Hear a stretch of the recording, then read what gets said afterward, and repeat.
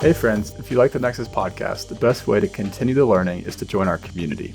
There are 3 ways to do that. First, you can join the Nexus Pro membership. It's our global community of smart building professionals. We have monthly events, paywall deep dive content, and a private chat room, and it's just $35 a month. Second, you can upgrade from the Pro membership to our courses offering. It's headlined by our flagship course, The Smart Building Strategist, and we're building a catalog of courses taught by world-leading experts on each topic under the Smart Buildings umbrella. Third, and finally, our marketplace is how we connect leading vendors with buyers looking for their solutions. The links are below in the show notes, and now let's go on to the podcast. Welcome to the Nexus Podcast. It's James. For the full experience with this, we're going to have some commentary on what we published and what's going on with NexusCon. So always our reminder is to sign up for the Nexus newsletter so you don't miss anything. This is more just fun and hanging out with friends, commenting on what's going on with everything going on with Nexus. So today we have Leslie Beu and Reed Powell. Can you guys introduce yourselves? Leslie's second time on the podcast. Reed, first timer. Leslie, are you excited to be back? Of course. I'm definitely excited. You've had a career change since then. What's going on with you? I have. Instead of being a partner and utilizing software, now I've actually joined Clockworks as the director of program management.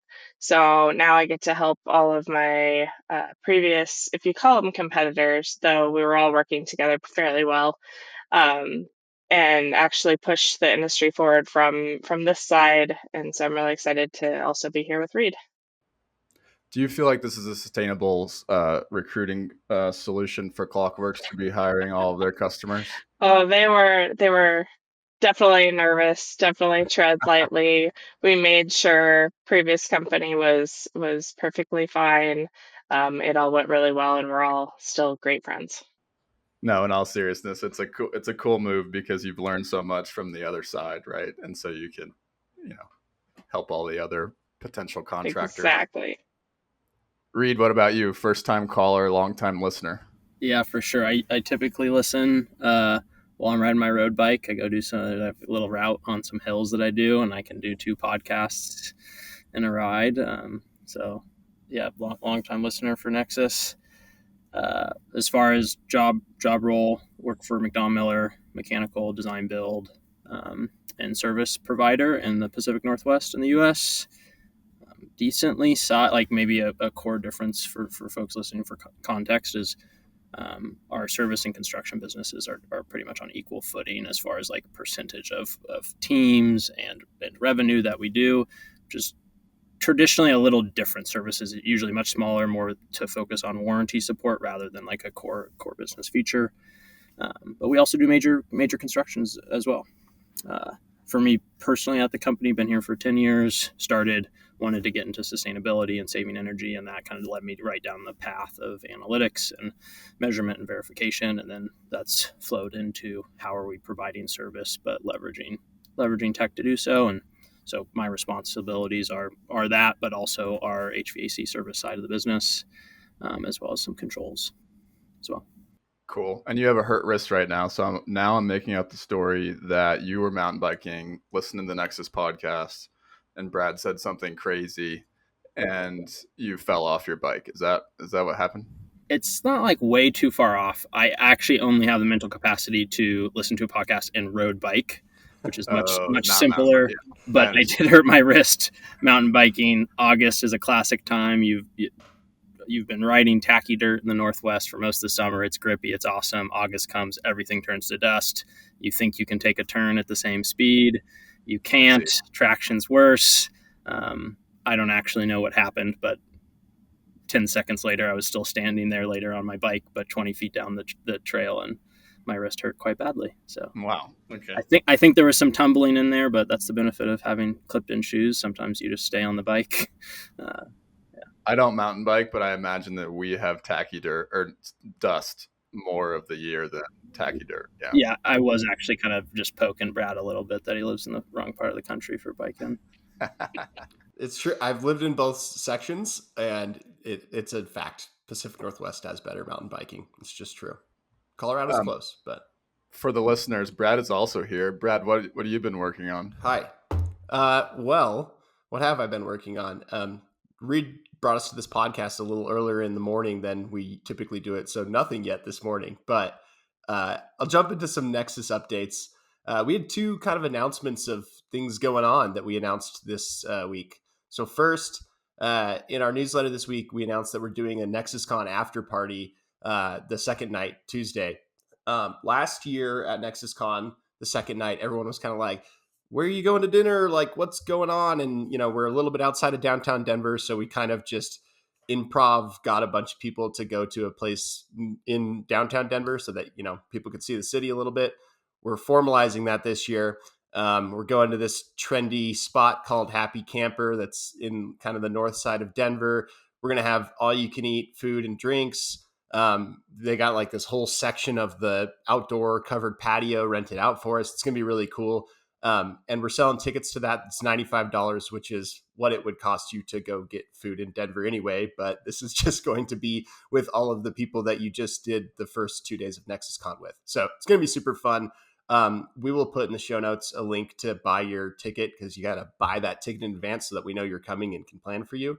But yeah, we're looking forward to that one. That's going to be fun. What do you think, for James? those of us that live in Denver, it will be the opportunity to go to Happy Camper when you're over 30, because that you don't go there on a normal Tuesday night. Those of us over 30 don't go to Happy Camper, but we're taking that place over. Yeah, exactly. Yeah, from the Gen Zers. It's typically not the demographic of NexusCon, but we're taking it. So it will be our demographic for the night. So cool spot, trendy spot to be. Let's say that. Good views of the city and stuff too, and like cool area to walk around and stuff. The other just quick announcement was that we just sent out our invite to the September building owner meetup. It's going to be on September 24th at 9 a.m. Mountain Time. And we're doing this one on constructing the independent data layer. So it's going to be pretty cool. We're bringing in some of our partners who help build independent data layers, and they're going to give you kind of a demonstration of what they do. And then we break out into these discussions where you'll hear from other building owners about where they're at in it. Some people are far, some people haven't even started. And like, what would it do for you to have an independent data layer? So if you're a building owner and you listen to our podcast, you probably have an invite to that. If you don't, we'll also put a link in so that you can get an invite to that if you want to join.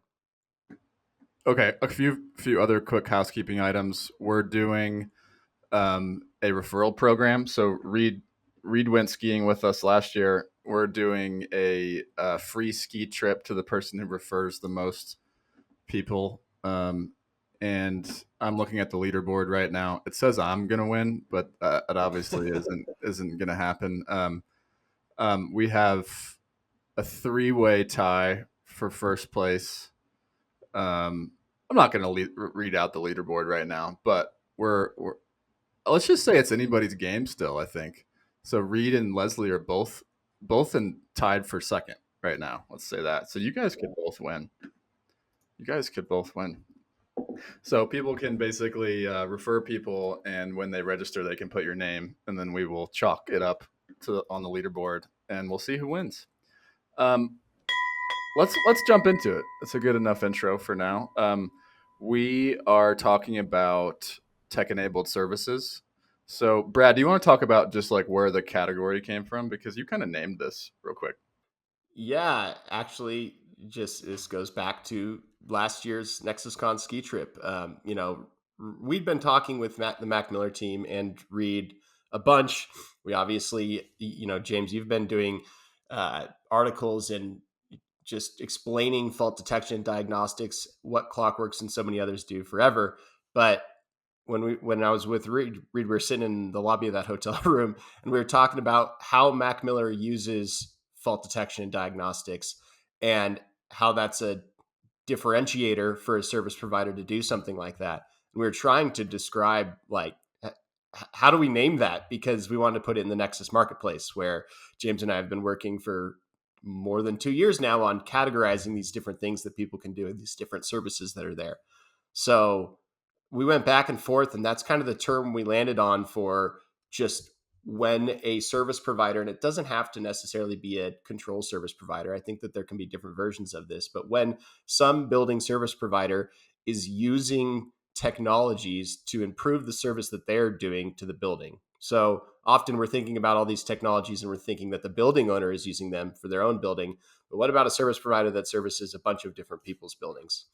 And it's really about changing the service contract to reflect that we now have this piece of technology that enables you to provide a better service, right?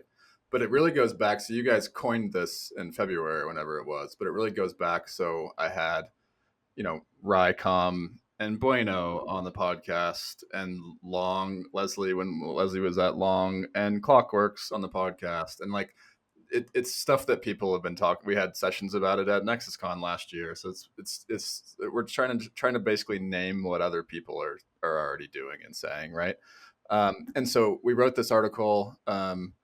Ainsley wrote this article. He's not here today, but he wrote this article basically laying out the transition that a contractor might go through to go from the status quo. So he does a really good job in this article of outlining what the status quo is of a normal service contract. And then based on our interviews with Reed and others, we got this like basically progression of service provider maturity on this, where you're going from the status quo to being technologically curious to Reed helped us see that there's actually an intermittent stage after that, which is basically like recording your customers' information digitally. So he called that technology enabled record keeping, and then going to outcome based maintenance, which is basically like shifting from time and materials to more like what are we trying to achieve basically, and then getting into condition based maintenance, which I know is Nick from Clockworks' favorite phrase these days. And then we have a future stage here that really no one's really at, it sounds like right now, which is basically getting to where you're actually billing based on the outcomes instead of billing based off of your hours. And so let's stop there. That's basically what the article's about. Leslie, what was I know you posted on LinkedIn about this article and said this was spot on. I don't remember what you said, but something like that. What were your thoughts? Because you weren't involved in the interviews. You just read it after it happened. Right. No, I said I couldn't have said it better. I was really impressed with the article after having lived this for years and years at multiple different service providers, going from the status quo to talking about the technology-enabled services. So when I read it, I was marveling at some of the really specific uh, details about really, really where that transition happens. Because in my experience, it's easier to say, yes, we want to do this, and yes, we have this technology, and we are going to sell a service that has this technology.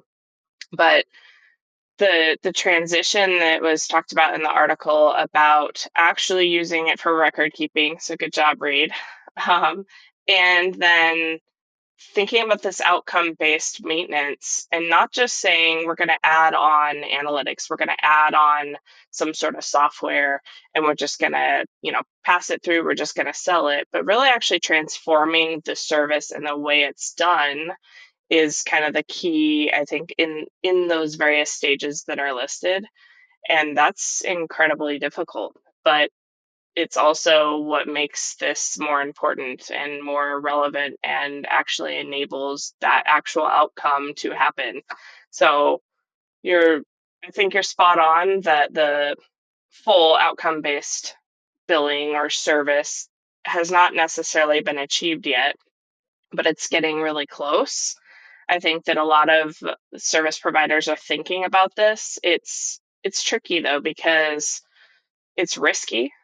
And when service companies traditionally have, good profits, good growth, it's really it's really challenging, obviously, to think, well, let's just change all of this up. And so we actually need the customers to be informed by reading articles like this and actually start demanding more of their service providers and seeing what service providers are truly really doing. And a lot of that is shown through the contract, through the billing or the proposal, the agreement really does a good job, I think, of saying what's happening. And if all it says is, yeah, we use analytics, or yeah, we use technology to do something, but it doesn't say how that's measured, what the KPIs are, what the outcome could be, then it's still likely more just traditional service, but I think that a lot of those service companies are trying to get there. I was going to ask Leslie, just to level set at kind of the beginning of this, can you explain what the traditional is, like the step zero status quo? What does that mean? What do most people do in terms of service? A lot of the good service providers will at least do tasks based on ASHRAE, making sure that the task list for service is robust and adequate. But as we all know, all of the actual preventive maintenance kind of gets pushed by the wayside. I mean, maybe contractually it doesn't. And so therefore the clients, the building owners might be paying a whole lot for it. Or maybe, maybe the clients agree that certain tasks don't really need to be done, or they're constantly just pushing, okay, yes, I know you have to come and do this service that you promised me you would do, but actually we have this other emergency over here. So it's a lot of firefighting. It's a lot of just making sure that the client is comfortable, and a lot of pushing actual service to the back burner.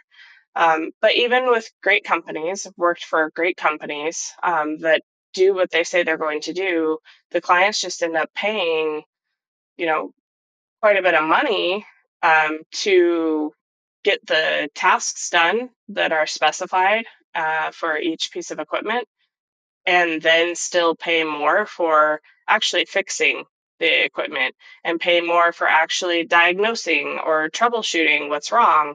And so it's just kind of this billing per hour that then the service company is really not incentivized to do it faster.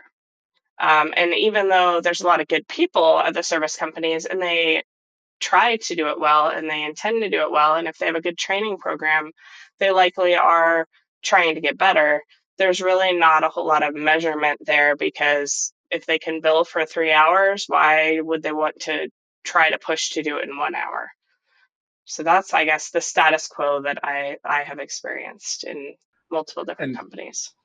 yeah, totally. And it feels like the MacDonald-Millers of the world are out there saying, like, we've come across and developed this new way of doing it, but there's almost this chicken and the egg thing going on, where building owners don't know that this is possible, and then when they look in their market, maybe they're not in the Pacific Northwest, they're not seeing anyone that is offering this service when they go to renew their service contract. So Reed, when you think about what a building owner is supposed to do, I mean, we have a section in the article about this, but what do you think they should do about this chicken and the egg thing?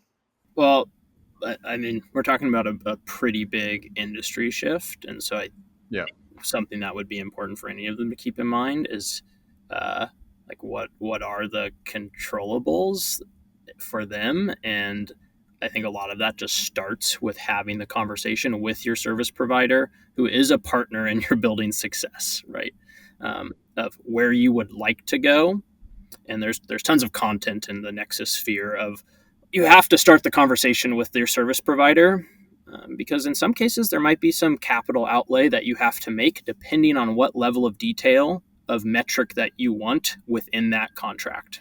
So if you want if you wanted to go all the way down to a very detailed amount of number of faults, or even just how often am I in within a certain comfort range, and maybe I don't have the sensing, or I want something around IAQ, like whatever you decide is important within that facility, could be energy spend, and you want it broken out by tenant, right? There could be some metering infrastructure. So there is some CapEx, but if you're the owner, it starts that conversation of where you would like to get to.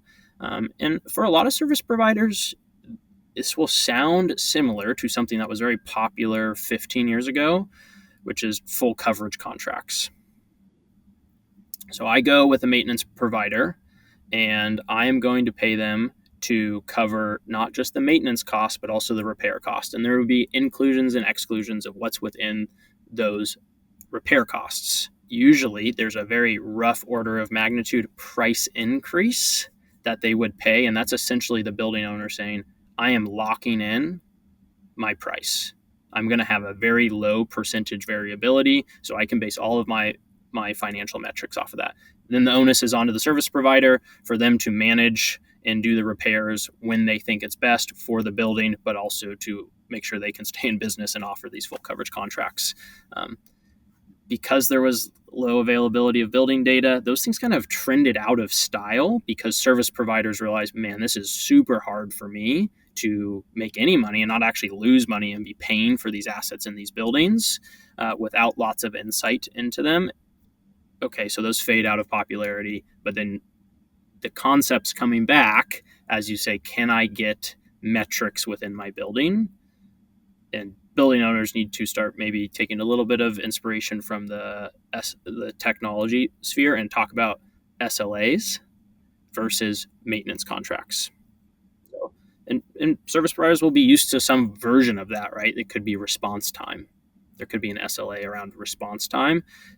It would be very new for someone to say, I need an SLA around a comfort score within my building or an energy score within my building.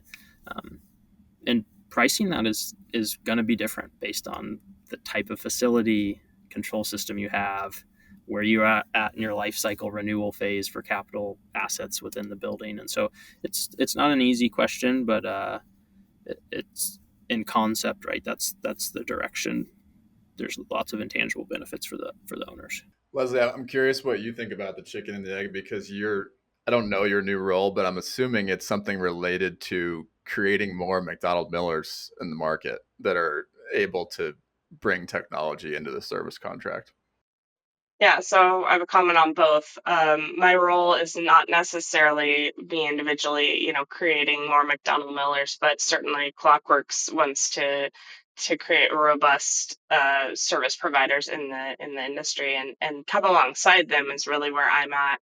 So as a director of program management, really looking at the different programs that, let's say, Reed and his team are requesting, like more enablement for better condition-based maintenance, asset planning, really looking at how can we build into the tools some of the things that otherwise somebody has to do manually so that they can provide a better service ultimately. But in terms of the chicken and the egg thought here, I love that Reed said that pricing that kind of model is really difficult. It's a new frontier. So we need more KPIs, but not just all the KPIs, right? We need to understand what impacts the various triggers or mechanisms that cause the comfort score to drop, and then who's measuring it. Is third party measuring it, like an analytics provider, or is the individual company like Mac Miller measuring it? But coming back from just talking about the pricing of it, I think one of the other huge challenges, and maybe why some service providers don't even necessarily want to start having the discussion about how to price that, is you actually have to kind of tear apart and rebuild the entire structure of how you do the service. So a lot of and I think this was mentioned in this article or another, but like if CMMS work order systems are typically used to to send a technician out at a certain schedule, certain frequency, how do you then, if you're using a CMMS system that isn't capable of reacting to triggers or different changes in the data, then how do you just stop doing that? And how do you start sending somebody when it's quote needed? You've got to then enable the technology to alert, but not over alert, right? Because if you just end up with a lot of alarms and a lot of, fires, like you're just going to be sending everybody everywhere. So you start to wonder, can we have a centralized dispatcher? Can we have dispatch the way we normally have? Can we plan for our workforce the same way? And really the answer is no. You have to change how you're planning your workforce, how you're responding to calls, how you're initiating calls. And I'm sure Reed has lots of thoughts on that, but it's not just how do I price it, but how do I actually even have the tools internally? And what if I have multiple different divisions? Like, what if the controls division is completely separate from the mechanical division? And now this becomes a challenge because are they even doing business the same way with the same kind of contract, or are they really separated inside an organization? And I've experienced both across multiple organizations where those problems are actually the challenge that is the hurdle that is so hard to overcome, is getting everybody on the same page with what is good for the client, what is valuable for the client, what is the client actually asking for, and then being willing to say, okay, I know we've done this for years and years and years with success this way, but we have to break that in order to actually move forward with this kind of client expecting these kind of data-driven or tech-enabled service. Yeah. Let's real quick just end with Reed. You're the one that kind of went on a rant about CMMSs and how they're not necessarily capable of enabling this style of service. Can you just explain that a little bit? The way that it stuck in my head was that if you have two faults that come out of the building, it's not necessarily capable of handling the complexity of when should that happen? Should they be grouped into one work order? Like there's a bunch of stuff that's like not matching up between FDD driven service that's done remotely and scheduling the technician to make that happen. Is that what's your challenge to the CMMS providers in the market right now? Yeah, well, I think first is conceptually thinking of how you would provide insight to a service provider on SLA forecasting and achievement based on deployment of resources. So, hey, if I go out and we'll get to the bundling of work orders in a second, but like if I go out and I do these things, do I think that is going to put me in a better position to achieve SLA or not? And where am I at from a remaining budget to spend? Wow, it's even beyond what I thought. Okay, yeah, keep going. Sorry. So, because you want to be making smart and informed decisions for the building owner on, should I fix these issues with the budget that we think in agreement with the customer that it'll take to hit these SLAs? Or should I wait and reserve these for some other potential issues that are coming up in the building? And so the CMS platform doesn't need to be doing the mechanical analytics, right? There's platforms for that. Bueno, Clockworks, like that's going to be their niche, but the CMS system and contract admin system needs to start enabling the business side of doing tech-enabled services to make some smart decisions and distribute that over someone who hasn't been in the space for 10 years, right? Right now, a lot of these decisions you'd have to roll up to probably a superintendent in that zone who was maybe actually the apprentice within that building, who goes like, yes, I inherently know what happened in that facility, and that is a high priority. And so you want the contract side of the CMS system to help you make some informed decisions. That's a beast of a problem to figure out how to program that into some tech, right? Because the workflows aren't all developed. So you're anticipating some potential workflows there. And then the next is just the bundling and like providing that next layer of detail of, well, if companies have been providing service this way for 20 years, they've actually driven lots of efficiency over, I do these tasks together when I'm there. And it's more effective for the customer for me to do everything on the first floor all at once, right? So you could get super sideways for a customer. I come out and I only did condition-based maintenance on this one item. And then I came out next week and I did that. And there's can be truck fees and just different inefficiencies of access to the site. So maybe I should have done those all at once. And so you need the CMS system to be looking at what your KPIs are. And if you're down at the FDD layer, helping you identify and bundle things together in a smarter way so that you're not losing some of the efficiency that actually has been driven by prescriptive tasking, where someone said, this is the best way to get this done in this sequence. And so there's potential for you to get sideways and not be as effective for the customer. And so hoping those software platforms can help enable those things. And I know a couple of them are definitely chipping away at that battle right now. Nice. That's good to hear. Okay, great. Let's close this discussion. People want to dig deeper into this. They can do two things. One is go read the article. We did several interviews about this and packaged them all together into a guide for building owners. And really, if you're a service provider, it's probably a good guide for you too. The second thing you can do is actually come to NexusCon, where Reed is a part of a 90-minute session all on technology-enabled services. Reed, can you just tell us real quick, 60-second version of what's going on in that session?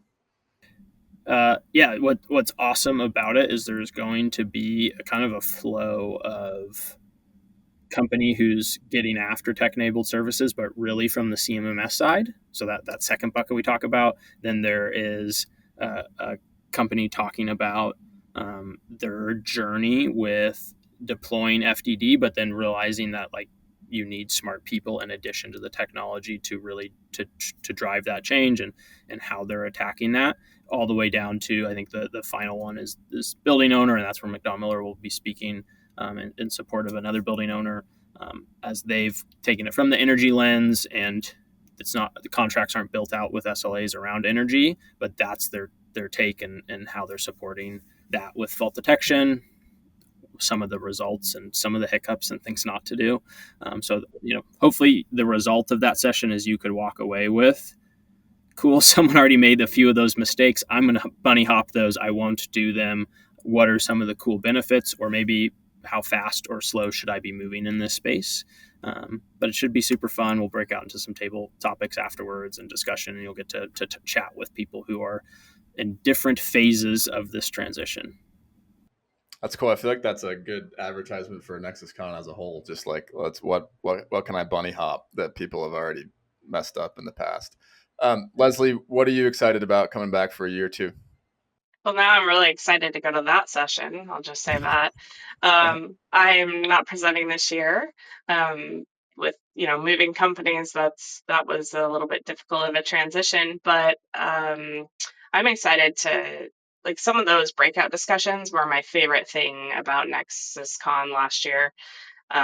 Just really being able to hear other creative ideas, as well as you guys are talking about, what were the mistakes, and what's coming in the future.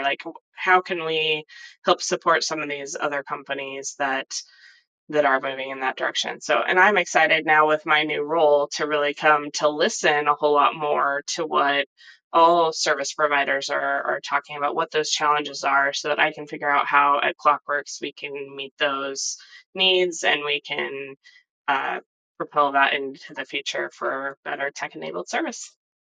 Nice. Yeah, I'm excited too. I just got the chills thinking about those breakout discussions, because I was walking around, I'd hear one table and they'd be everybody's so engaged in those discussions last year. So, Brad, there's also a bunch of other FDD sessions or presentations. Can you just tell us what else is going on with FDD? Yeah. So I feel like if you're listening to this, we're kind of talking about the second level of this problem. First, you got to understand, can my building utilize FDD? And then what this conversation has been about is are my service providers utilizing that FDD that I have? But step one is does your building have any FDD technology, or can you implement that? And so we have two sessions that are just about building owners who've got fault detection and diagnostics within their buildings. And we've got a ton of different case studies from building owners who've done that in different building types. We've got and two Auburn sessions, 3 hours, by the way. So it's just crazy how much stuff there is there. Yep. And Reed's going to actually MC one of these sessions too. So he's involved in, the technology enabled services one, and then one of these FDD case study ones. But I was going to just read off this list of building owners because it's cool. Auburn University is going to talk about how they use FDD, Glenstone Museum, LinkedIn, Lockheed Martin, Amazon, Lincoln Property Company, and the Hyatt Regency New Orleans. All those people are going to be there saying, this is how we use it in our building and what it's done for us. And you can bunny hop all the mistakes and lessons that they've learned by listening to those case studies. I'm excited about the Hyatt one. They're focused on water. So if you think about like a hotel, domestic hot water is literally the most important thing. Like, can you give someone a hot shower? And so I'm excited about that one. If you watched the Netflix documentary on Hurricane Katrina that just came out, the Hyatt New Orleans is like featured in that. So I'm sure that there's so much technology that went into that building post Katrina to figure out how to make it, able to sustain more water issues. All right. See everyone there. We'll stop talking about NexusCon after NexusCon, but right now it's 3 weeks away, and if you're listening to this, it is literally the last minute that you need to sign up very, very soon. I do want to make a plug here. FDD, we're a huge proponent of it at MacDonald-Miller, but you could think about being a technology-enabled service provider and actually not go to that step, be doing outcome-based maintenance and using your CMMS to empower that. Couple quick ways would be just looking at your your repair to maintenance ratio of dollars spent on a customer basis. Start with that metric. I bet you're already looking at it as a service provider from a profitability standpoint. You should actually your repair to maintenance ratio. How much does a customer send in emergency repairs versus pre-planned work? And there's a golden zone there, right, where that's acceptable for them to have a little bit of downtime, but pre-planned work is more cost effective than emergency work. Just start. Yep. For the service provider, it's better. You want it to go a certain way, but you actually should be in partnership with your client, keeping it within a range and being transparent there. You already have that data today if you're a service provider. The next one is pretty accessible is EUI. And you could start talking about how am I helping this customer on their EUI journey without going through these technology deployments, which sometimes require big capital improvements going from pneumatics to DDC. And so there's a couple ways you could play in this space without maybe the long upfront of getting into this technology offerings. Totally. And I think we've done a good job. Well, Brad has done a good job putting together these sessions that don't necessarily, like the Hyatt Regency one's a good example. Nexa, they have installed not necessarily a huge capital program. It's just a couple sensors on the domestic hot water program and then integrating that in with the maintenance processes. Perfect. So we're trying to get to where we have case studies that are a little bit more easy to bite off. Not that FDD is super hard, but it's like, what are the first steps for transforming your processes? All right, let's close this out with some carve outs, something fun from your personal life that you think people should check out. I'll go first. Rosie's not here today, but we like to talk about snacks. We're both huge snackers. And I have this snack that I literally texted her about last night. I was like, dude, you have to do this. It is pretzel crisps, everything flavored pretzel crisps. So, like the pretzels that are super thin and crunchy with bitchin dip. Have you ever tried bitchin dip? Yep. Buffalo bitchin dip. So everything flavored pretzel crisps. Chris Reed's shaking his head and making me laugh. With buffalo flavored bitchin dip. Just try it. I'm not even going to say anything else. Brad, what's yours? What has been engulfing my free time is that right after NexusCon, a close friend of mine has asked me to pace him in this race called the Moab 240. Oh. So he's running 240 miles, which is just absurd. There will be a lot of walking. It's not all running, but I have to pace him for just 30 miles of that. But that's a lot for me. And it's 30. A ton of 8,000 vertical feet that I have to pace him for. And it's probably going to be in the middle of the night. So I'm trying to determine how you train to walk with somebody who's 200 miles into a race in the middle of the night that far, which, so I've just been walking uphill a lot, which sounds super boring, but somehow I'm enjoying it. Yeah, that's cool. Good for this guy that has enough friends that can run 30 miles to have 8 of them. That's pretty cool. Well, Leslie, my wife is pacing him too, nice so mental it's a map, ragtag James. group. Yeah. Yeah. Leslie, what's yours? All right, so I was just recently traveling across Kansas. I have a lot of extended family in Kansas, and I was visiting people I hadn't seen since I was 9 years old. But to break up the visit and the drive from Colorado all the way through Kansas, if you know, you know. Most boring drive ever. Right. There's actually this really awesome salt mine in the middle of Kansas under Hutchinson. And so we toured the salt mine for like 3 hours before we drove the rest of the 7-hour drive home. And it was fantastic. First of all, the tour program was great. But then I learned a whole lot about salt mining. And two of my favorite facts were Hollywood actually stores a ton of their stuff at the salt mine. So there's like costumes on display, like there's Batman there, there's all sorts of things, as well as actual like film and tape, because it's just the perfect conditions. It's always 68 degrees, it's like perfect humidity, etc. It's an 1/8 mile underground. And the other really cool thing about it, I learned that salt mines close in on themselves over time, and there's like a close rate that they measure. And so there was this company that was looking to bury actually nuclear waste in a salt mine. So they went to this salt mine to measure how it was closing. But unfortunately, it's only closing 1 inch every 500 years. So they had to choose something in New Mexico instead that was closing 1 inch every 5 years so that they can encase their nuclear waste. Oh, So wow. that was really fascinating. I suggest anybody who's driving through Kansas actually take the time to go stop at this salt mine in Hutchinson.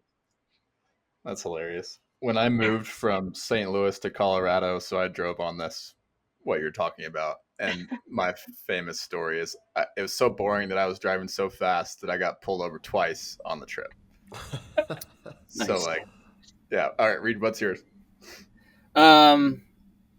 Okay. By the way, I was with you. I have that exact same snack, James, until you said buffalo. The Chipotle pigeon sauce, better option for pretty much anything. But I think you can actually, for relatively affordable, take a picture of your friend that's probably not complimentary, go to a website like Sticker Mule, and create a sticker and get 50 stickers of this person for like less than $50. And then when you're hanging out with your friends, you can just start putting these embarrassing stickers on backs of phones, on their bikes. That might be the best carve out of the history of this podcast.